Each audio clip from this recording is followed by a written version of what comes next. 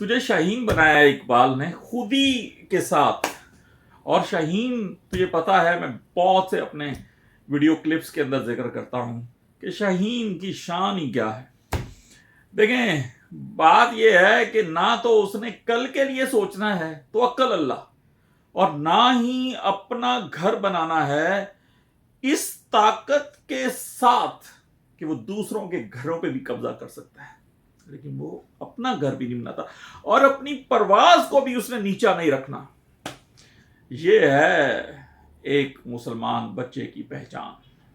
بچہ پیدا کر پھر دیکھ، ہاں ڈر لگے گا تجھے تھوڑا ڈر لگے گا، لیکن توکل اللہ پیدا ہو جائے گا. شاہین کی خصلتوں کے ساتھ ہی تو نے جینا ہے.